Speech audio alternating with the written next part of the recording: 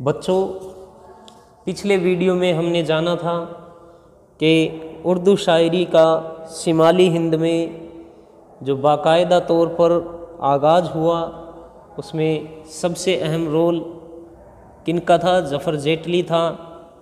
اسی دور کے اسی سلسلے میں ہم ان سے آگے کے شاعروں کے بارے میں چرچا کریں گے کہ شمالی ہند میں اردو شاعری کو بلند پایہ دلانے میں کون کون سے شاعروں کا ہاتھ رہا۔ اسی دور کا دوسرا سب سے بڑا جو شاعر ہے وہ ہے فائز دہلوی، جس نے 1717 عیسوی میں اپنا ایک دیوان مرتب کیا جسے سید مسعود حسین رضوی ادیب نے شائع کروایا۔ فائز دہلوی کی اس غزل سے ہم ایک شعر پڑھنے جا رہے ہیں جس میں ہمیں یہ معلوم ہوگا کہ اردو شاعری جو دھیرے دھیرے شمالی ہند میں اپنے قدم جماتی جا رہی ہے، کس طرح سے اردو شاعری میں اس میں نکھار آتا جا رہا ہے۔ لکھتے ہیں، جب سجیلے خرام کرتے ہیں ہر طرف قتل عام کرتے ہیں، یار کو عاشقان صاحب فن ایک دیکھے میں رام کرتے ہیں۔ ظفر جیٹلی کے بعد میں اگر اردو شاعری کا کوئی ہمیں بیش قیمت نمونہ یا نقش ملتا ہے وہ ملتا ہے فائز دہلوی کی غزلوں میں۔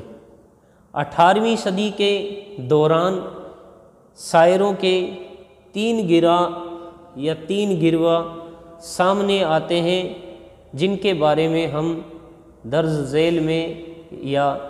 ذیل میں ذکر کرنے جا رہے ہیں۔ ان میں سے پہلا جو گروہ ہے وہ ہے 18ویں صدی کے شروعات کا گروہ جو منظر عام پر آتا ہے۔ اس گروے میں وہ فارسی گو شاعر شامل ہیں جو ولی کے اثر یعنی ولی کے ہندوستان میں شمالی ہند میں دلی پہنچنے کے بعد میں یا ان کا دیوان دلی پہنچنے کے بعد میں اس سے اثر پذیر ہوئے، تو جنہوں نے ولی کی شاعری کا اثر اپنی شاعری میں اختیار کیا ان شاعروں کو ہم پہلے گروہ میں شامل کرتے ہیں۔ یہ بات ضرور ہے کہ ان شاعروں نے اردو شاعری کو سنجیدگی کے ساتھ اختیار نہیں کیا، لیکن اردو شاعری کے موافقت میں ایک انقلاب رویہ ضرور پیدا کر دیا۔ اس کی بنیاد رفتہ رفتہ استوار ہوتی چلی گئی۔ ان شاعروں میں خاص طور سے مرزا عبد القادر بیدل، شاد اللہ گلشن، سراج الدین علی خاں آرزو، مرتضیٰ قلی خاں فراق، سلیمان خاں امید، اشرف علی خاں فغاں وغیرہ کے نام خاص طور سے قابل ذکر ہیں۔ اسی دور میں اردو شاعری میں ایہام گوئی کی روایت بھی پیدا ہوتی ہے یا ایہام گوئی کی روایت اسی دور سے پیدا ہوتی ہے۔ اس کے بعد میں جو 18ویں صدی کا متوسط دور ہے، جو درمیان کا دور ہے، اسے ہم دوسرے گروے میں شامل کریں گے۔ اس دور میں کچھ شاعروں کے نام میں آپ کو پڑھ کر بتا رہا ہوں جو درمیان کے دور کے قابل فراہم شاعر ہیں۔ ان میں سے شاہ مبارک آبرو، شاہ حاتم، غلام مصطفیٰ خاں یکرنگ، شیخ شرف الدین مضمون، محمد ساخر ناجی اور مرزا مظہر جانے جانا کا نام قابل فراہم ہے، قابل ذکر ہے۔ ان کو شامل کیا جاتا ہے 18ویں صدی کے متوسط دور میں۔ ان شاعروں نے پورے ادبی شعور کے ساتھ اردو شاعری میں اپنے جذبات کو سمویا ان شاعروں کی کوشش کی وجہ سے ہی فارسی کے ساتھ اردو کو بھی توجہ دی گئی یا دی جانے لگی، اور مشاعروں اور مراختوں کا سلسلہ بھی اسی دور سے شروع ہوا۔ اب دیکھیے دیوان سازی کی طرف توجہ اسی دور میں دی جانے لگی۔ اردو شاعری کو کافی نقصان بھی پہنچا، مگر شاہ حاتم نے اپنے کلام سے ایہام کے اشعار ہٹا کر ایک دیوان زادہ کے نام سے مرتب کیا، اور مرزا مظہر زانے جانا نے اردو شاعری کو ایہام سے بھی پاک اسی دور میں کیا۔ اردو شاعری سے ایہام گوئی کا خاتمہ اسی دور میں ہوا۔ شاہ حاتم نے زبان کی اصلاح کی کوشش کی، لیکن یہ کوشش زیادہ کامیاب نہیں رہی۔ صحیح معنوں میں اگر ہم دیکھیں تو اصل میں زبان کی صفائی اور لہجے کا نکھار 18ویں صدی کے آخر میں ہی آتا ہے۔ دیکھیے 18ویں صدی کے آخر میں کیا ہوا کہ دھیرے دھیرے شمالی ہند میں اردو شاعری اپنے قدم بڑھاتی چلی گئی اور اپنے معیار کو مضبوط کرتی چلی گئی۔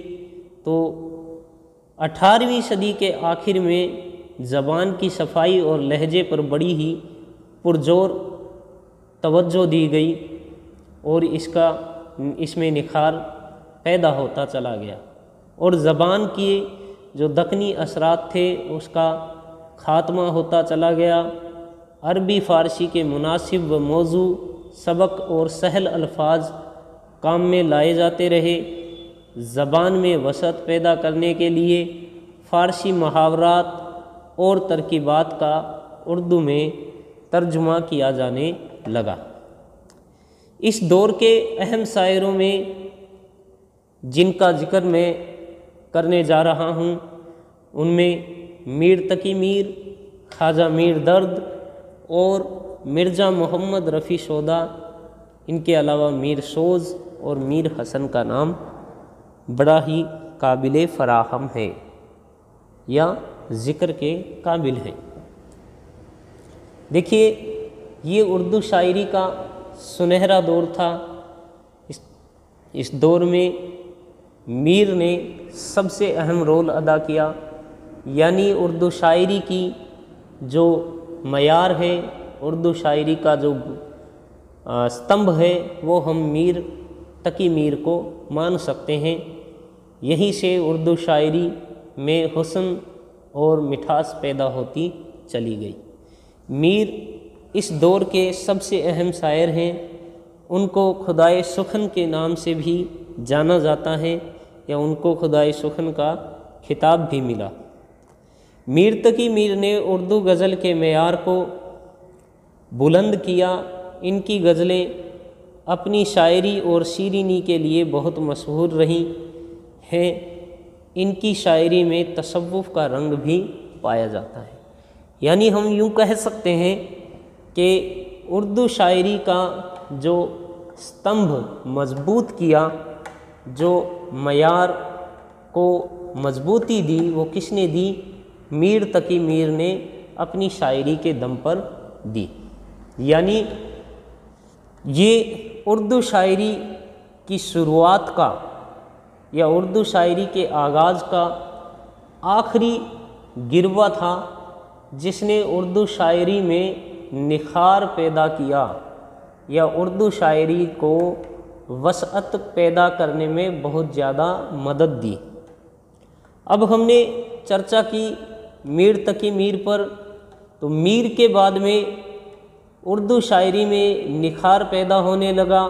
میر کی شاعری کو لوگوں نے پڑھا، اس کو دیکھا، تو اور جو ان کے ہم اشر شاعر تھے ان میں جذبات پیدا ہوئے، اور انہوں نے اس میں اور اہم رول ادا کرنا شروع کر دیا۔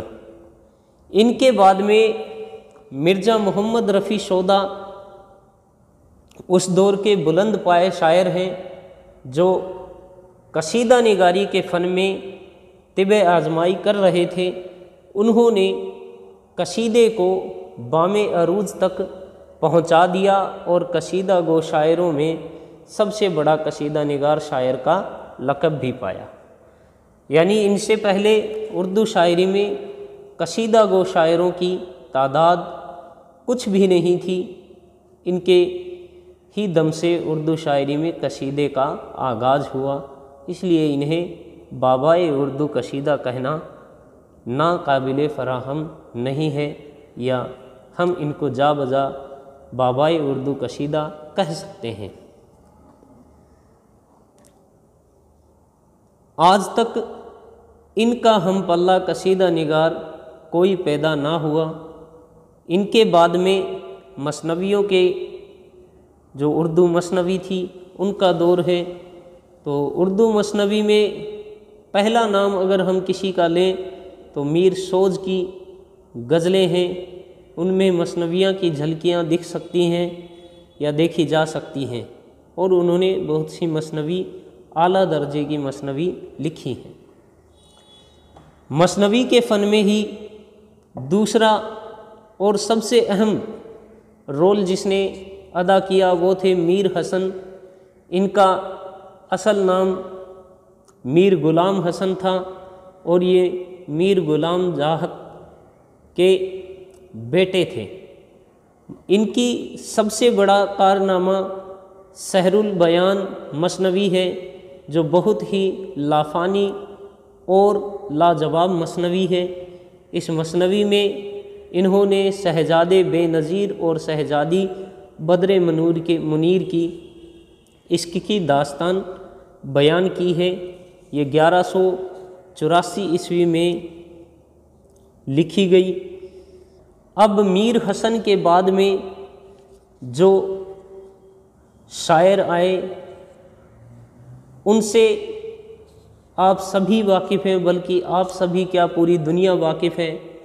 19वीं सदी में ये शायर जिनका नाम था मिर्ज़ा असदुल्ला खां गालिब, इन्होंने उर्दू शायरी के मयार को बुलंद ही नहीं किया बल्कि पूरी दुनिया में मशहूर उर्दू शायरी को कर दिया। ये उर्दू शायरी के सबसे 19वीं सदी के सबसे अजीम और आला पाए के शायर माने जाते हैं, तस्लीम किए जाते हैं। इन्होंने फ़िक्र व फ़न के हसीन इम्तिजाज से शायरी में 4 चांद लगा दिए। इनके फ़न की चमक से शिमाली हिंद ही नहीं बल्कि पूरे हिंदुस्तान का शेरी अदब जगमगा उठा।